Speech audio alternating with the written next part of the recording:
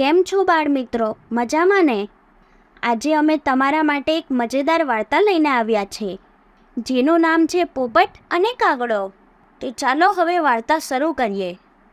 એક બગીચામાં જુદા જુદા વૃક્ષો પર જાત જાતના પક્ષીઓ રહે છે. એક ઝાડ પર એક પોપટનું કુટુંબ અને એક કાગડાનું કુટુંબ રહે છે. એમના બચ્ચાઓ સાથે સાથે જ મોટા થયા છે. તેઓ ત્યાં જ મોટા થઈને યુવાન બની ગયા.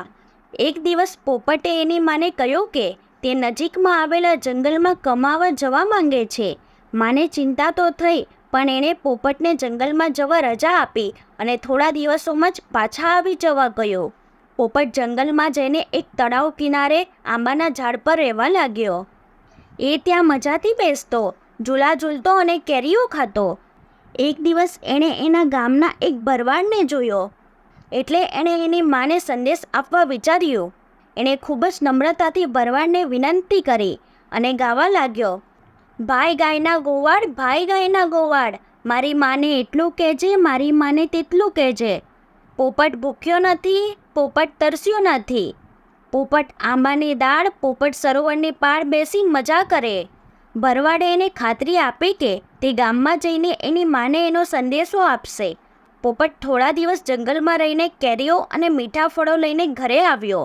તે ગાવા લાગ્યો, ઢોલિયા દરાઓ, પાથરના પથરાઓ, પોપટભાઈ કમાઈને આવ્યા, પોપટભાઈ કેરીઓ લાવ્યા, પોપટભાઈ મીઠા ફળો લઈ આવ્યા. એણે એની પાંખો ખોલી અને એમાંથી કેરીઓ અને મીઠા ફળો બહાર કાઢ્યા. પોપટભાઈની પ્રગતિ જોઈને ઝાડ પર રહેતા બીજા પક્ષીઓ બહુ ખુશ થયા. આ જોઈને કાગડાના કુટુંબે પણ કાગડાભાઈને જંગલમાં જઈને કંઈક કમાઈ લાવવા કહ્યું. કાગડો આળસુ હતો, એટલે એ જંગલમાં નહોતો જવા માંગતો. એની માએ એને પરાણે ઢકેલ્યો, એટલે એણે રડારડ કરી મૂકી અને દુઃખી થઈને ગયો. એ કાદવ કિચડવાળી ગંદી જગ્યાએ જઈને બેઠો. એ ગંદકી અને જીવડા ખાવા લાગ્યો.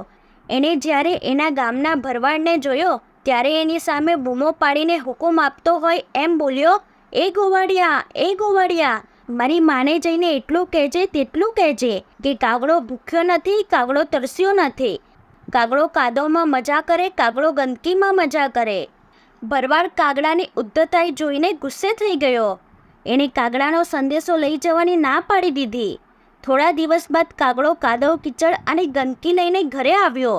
ઘરે આવીને બૂમો પાડવા લાગ્યો, ઢોલિયા દડાઓ, પાથરના પથરાઓ, કાગડાભાઈ કમાઈને આવ્યા, કાગડાભાઈ કાદવ કિચડ લઈ આવ્યા, કાગડાભાઈ ગંદકી લઈ આવ્યા. ઝાડ પર રહેતા પક્ષીઓ કાગડા ઉપર ખૂબ જ ગુસ્સે થઈ ગયા અને કાગડાને ઝાડ પરથી ભગાડી મૂક્યો.